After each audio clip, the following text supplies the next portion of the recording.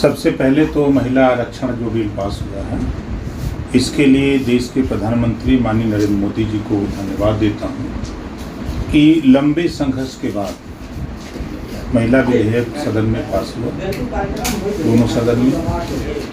उसमें जो और नेताओं की डिमांड है, चाहे वो मायावती जी की डिमांड हो चाहे किसी की हो, उसमें जैसे पंचायत चुनाव में महिलाओं के चाहे सामान्य वर्ग हो, चाहे पिछड़ा वर्ग हो, चाहे अनुसूचित जनजाति हो, सबके लिए अलग अलग सीटें आरक्षित। उसी तरह की व्यवस्था महिला आरक्षण जो विधेयक पास है उसमें होना चाहिए। हम इसके पक्षधर हैं। पहली बार तो अब एक कदम आगे बढ़ा कि अब तो ये हो गया कि 33% रिजर्वेशन।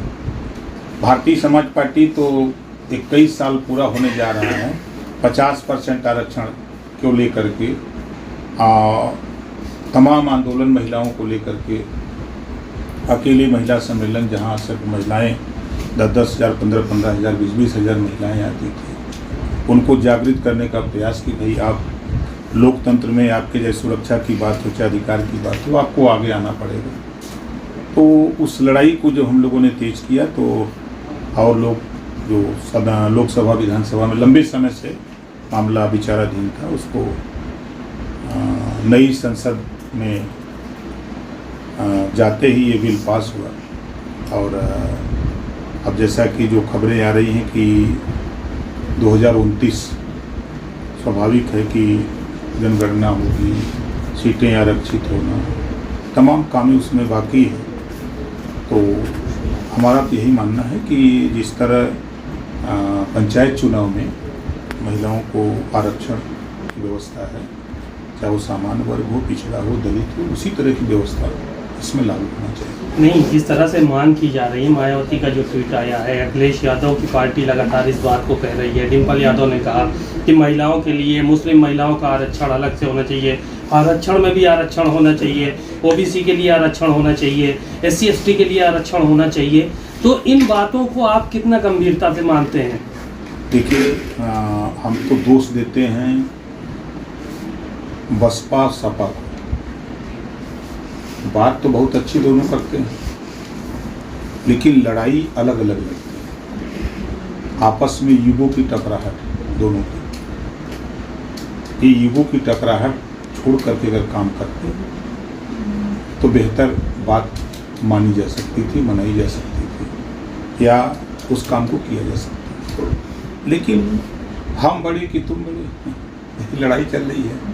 मायावती जी सोच रही हैं कि हमारी पार्टी, भाई स्वाभाविक इनकी पार्टी राष्ट्रीय पार्टी है, अब अखिलेश जी की पार्टी राज्य दल है। अब वो सोच रहे हैं कि हम बड़े कि तुम बड़े। इसी में महिला पिछड़ा आरक्षण फंसा, या जो भी अधिकार की बात हो रही है, जो वो इसी में न परेशान है सब लोग। अगर ये लोग मिल करके लड़ाई को लड़े होते तो हमको अंदाज़ है कि ये नौबत नहीं है। इंडिया गठबंधन में भी मायावती साथ में नहीं है इनके साथ अभी फिलहाल, और कह रही हैं हम अकेले चुनाव लड़ेंगे। वो उनका विषय है। देखिए, जब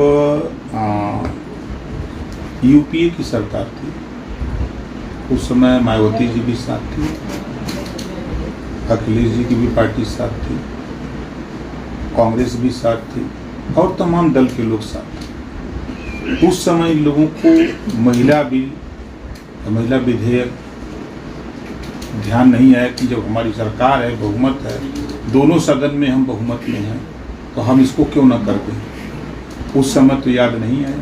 अगर उसी समय ये लोग, भाई मायावती जी हों, चाहे अखिलेश जी हों, चाहे मुलायम जी रहे हों, या और लोग रहे, या सोनिया जी जो आज सदन में बोल रही हैं, मैंने देखा कि बात को, हंसी मुझे आ रही थी कि जब मालिक लोग थे, जब पावर था, तब वो चीज़ याद नहीं आई। आज मैं तो सबको बधाई देता हूँ, सभी दलों को। कम से कम एक पहल हुई कि महिला विधेयक पास हुआ, 33% आरक्षण महिलाओं को। अब ये तय है कि आज नहीं तो कल ये कानून बनेगा। अब 33% महिलाएं लोकसभा विधानसभा में आएंगी। बड़े हौसले बुलंद हैं अखिलेश यादव के नेताओं के। इस वक्त कह रहे हैं 2024 में भी घोसी के जैसे ही डंका बजेगा।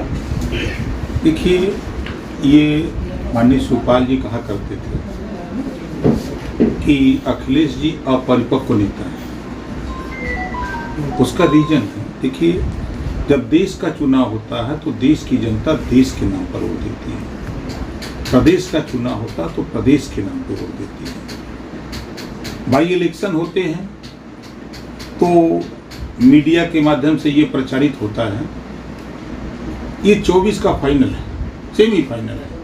जब पंचायत चुनाव आया तो मीडिया की तरफ से हुआ कि ये सेमीफाइनल चुनाव है, वो बीत गया। फिर आया निकाय चुनाव, ये 24 का सेमीफाइनल चुनाव है, वो बीत गया। फिर लोकसभा का 2 बाई इलेक्शन आया, कहीं अब ये 2024 का सेमीफाइनल है, वो बीत गया। फिर बाई इलेक्शन विधानसभा के आए, ये सेमीफाइनल है, वो बीत गया। अब फिर एक बाई इलेक्शन आया। देखिए, मैं बार बार कह रहा हूं कि एक चुनाव बाई इलेक्शन जो होते हैं उसमें न सरकार बननी होती है न बिगड़नी होती है। लोकसभा विधानसभा के चुनाव जो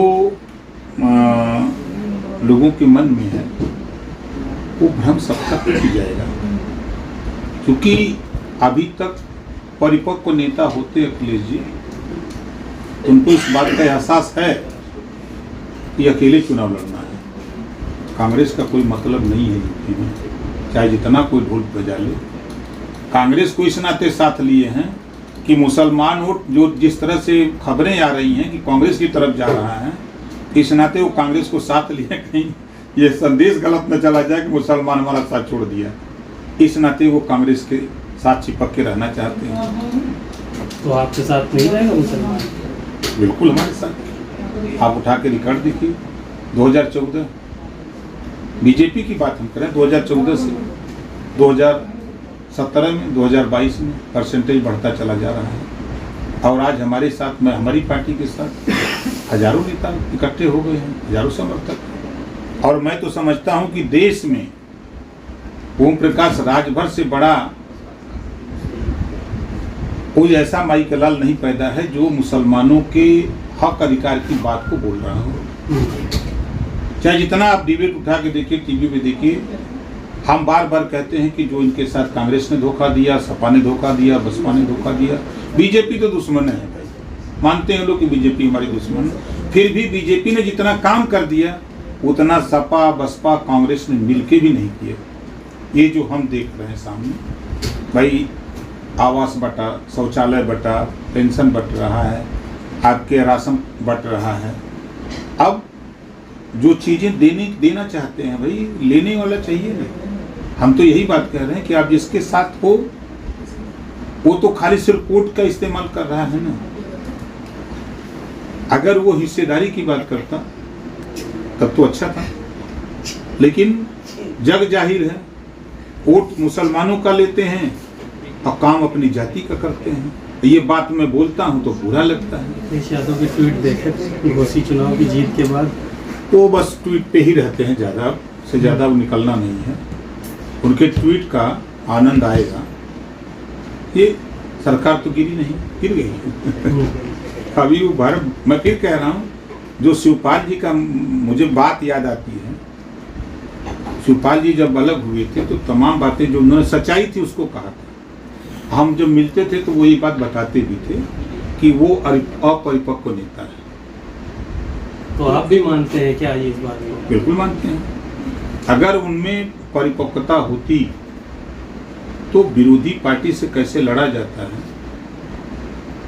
जब देख रहे हैं कि जहां जाति आधारित चुनाव हो रहा है तो आप उसको नहीं टेकअप कर रहे हैं, तो क्या दिख रहा है? जिस विधानसभा में 80,000, 90,000, 1-1 लाख, 1.5 लाख, 1.25 लाख वोट कश्यप पाल प्रजापति का हो, आप उसको टिकट न दीजिए, राजनीतिक भागीदारी न दीजिए, तो वो आपको क्यों वोट देगा भाई? आजकल तो बात लेकिन सनातन की हो रही है, चारों तरफ सनातन की बात हो रही है, चाहे स्वामी प्रसाद मौर्य हो, पल्लवी पटेल हो या दूसरे जगह के स्टैलिन हो।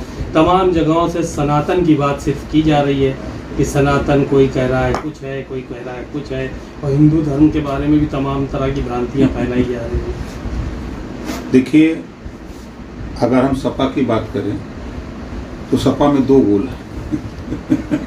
एक गोल सनातन धर्म के खिलाफ बोल रही हैं, एक गोल पक्ष में। हमने प्रोफेसर राम गोपाल जी को भी सुना, डिम्पल जी को भी सुना, वो तो समर्थन में है कि हम सनातन धर्म को मानते हैं। और वहीं उनके राष्ट्रीय महासचिव, उनका अलग बयान चल रहा है। और हम तो कहते हैं ये लोग संविधान विरोधी लोग हैं। जो विरोध करता है, देखिए बाबा साहब डॉक्टर अम्बेडकर जी ने संविधान में सभी धर्मों के मानने वाले लोगों को अपने अपने ढंग से पूजा पाठ करने का, रहने का अधिकार दिया है। आप शपथ लेते हो तो यही कहते हो कि हम संविधान के दायरे में रह के काम करेंगे, और जो शपथ लेके हटते हो, बाहर निकलते हो तो भीतर बुला गया, बाहर आके पे चिल्लाते हो। और जो चिल्लाहट है उससे उस दल का नुकसान है। जो लोग चिल्ला रहे हैं उससे उस दल का नुकसान है। हम किसी को गाली दें तो निश्चित है कि उसको बुरा लगेगा। सुधाकर सिंह ने एक बयान अभी दिया था कुछ दिन पहले और कहा था ओम प्रकाश राजभर अंदर से ये चाहते थे कि समाजवादी पार्टी जीते, यहाँ से सुधाकर सिंह जीते, क्योंकि वो भी नेता है और हम भी नेता है। एक नेता दूसरे नेता को नहीं चाहेगा कि वो हारे। अगर ये बात वो कह रहे हैं तो समाजवादी पार्टी के साथ वो कब थे? अब उन्हीं से पूछना चाहिए था कि जब टिकट मिल जाता है तब समाजवादी पार्टी, जब टिकट नहीं मिलता है तब कौन वादी रहते हैं। पूछना चाहिए था हमसे, लेकिन आपने पूछा नहीं। बातचीत के लिए शुक्रिया।